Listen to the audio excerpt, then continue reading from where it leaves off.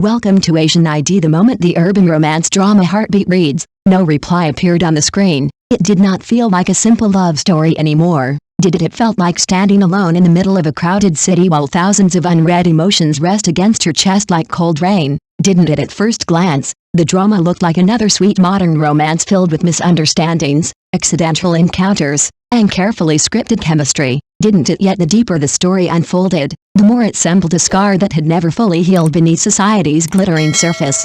Didn't it? The audience laughed one second and suddenly fell silent the next because the pain hidden beneath the humor felt frighteningly familiar, didn't it? Who has never experienced the fear of being judged by strangers hiding behind glowing screens and careless words? After all, who has never typed a message, stared at the read notification, and wondered why silence hurts more than rejection itself? Hae-in entered the story like a blazing fire thrown into a frozen world, didn't she? She was loud, fearless, sharp-tongued, and reckless on the outside, yet every smile she forced into existence looked like fragile glass moments away from shattering, didn't it? When the malicious rumors spread across the internet and the entire world turned her into a target for public humiliation, her loneliness suddenly became painfully visible, didn't it? The applause disappeared overnight, the cameras turned cold, and the once adored celebrity became a woman trapped inside a prison built from strangers' cruelty, didn't she? And then came the strange invitation that changed everything.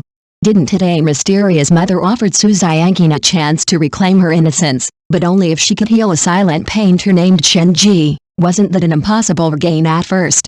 Shenji did not even feel human in the ordinary sense because he looked more like a shadow hiding behind locked windows and unfinished paintings, didn't he? For 3 entire years, he buried himself in silence as though words themselves had echo knives capable of reopening old wounds. Hadn't he? His eyes carried the exhaustion of someone who had once trusted the world and lost everything because of it, didn't they? Every small movement of his body felt hesitant and restrained, as if even breathing in front of strangers required unbearable courage, didn't it? And perhaps that was why audiences could not stop watching him, because his silence resembled emotions people hide every single day, didn't? Meanwhile, Hae-in stormed into his quiet world like thunder rashing through still skies, didn't she? She argued loudly, laughed shamelessly, mocked awkward situations, and filled empty spaces with noise because silence frightened her too.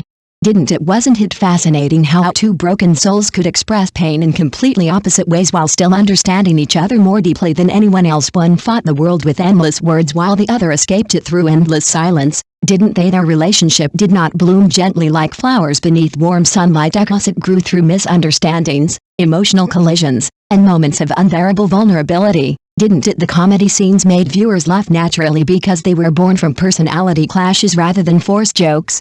Weren't they embarrassing? Understanding at a clothing store suddenly became hilarious because Shenji's social anxiety collided disastrously with Hae-in's fearless personality, didn't it? Even small daily moments inside the guest house carried warmth because they revealed how healing sometimes begins in ordinary conversations instead of dramatic confessions, didn't they? Yet beneath every sweet interaction lurked a darker truth waiting patiently to surface, didn't it? The deeper the audience followed Shenji's story, the more unsettling his silence became, didn't it? Why would someone isolate himself for 3 years unless the world had once destroyed him so completely that speaking no longer felt safe? And when his hidden identity as a common hourless rescue worker was finally revealed, didn't the entire emotional atmosphere evidently change? The same man who once seemed terrified of human connection was now standing at the front line saving strangers without hesitation.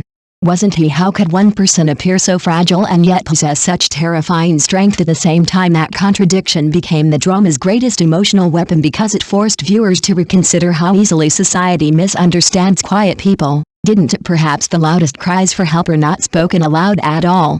Are they? Hae-in's journey also refused to follow the traditional damsel in distress formula, didn't it? She did not wait helplessly for someone to rescue her because she fought desperately to reclaim her dignity with her own hands, didn't she? Even while trembling in fear, she still confronted injustice directly because surrendering would mean allowing cruelty to define her existence, wouldn't it? That was why her tears felt so devastating, because they belonged to someone trying desperately to remain strong despite slowly collapsing inside, didn't they? The supporting characters added warmth rather than unnecessary conflict because they gently pushed the protagonists toward healing instead of dragging them deeper into pain, didn't they? Of course, the drama was not flawless because certain emotional transitions occasionally felt rushed and some character setups lacked stronger development, didn't they? Yet viewers continued watching anyway because perfection was never the true reason people became addicted to this story, Was it the real reason lay in how honestly the drama portrayed emotional survival in a cruel modern world? Didn't it ask terrifying questions people rarely dare to answer honestly? Didn't it what happens when online hatred echoes stronger than a person's ability to endure it? What happens when someone reads your pain clearly but still cannot find the courage to respond? And perhaps the title Heartbeat reads, "No reply" carried a deeper meaning than audiences initially realized. Didn't it maybe red does not mean ignorance at all, because sometimes people understand your pain completely yet remain trapped inside fears they cannot explain? Don't they maybe silence is not always rejection, because sometimes silence is the final defense mechanism of the wounded soul? Isn't it? By the time the final emotional twists began unfolding, the drama no longer felt like a simple romance between two attractive people. It became a story about broken individuals teaching each other how to step back into the world without fear, didn't it? And perhaps that was why audiences could not stop chasing the next episode, because deep inside, everyone longs to believe healing is still possible, don't they? So now the real question remains hanging painfully in the air like unfinished words beneath city lights. Doesn't it? When society pushes someone to the edge of despair, can love truly pull them back from the darkness, or are some wounds simply too deep to ever answer at all? Thank you for watching the video. See you again.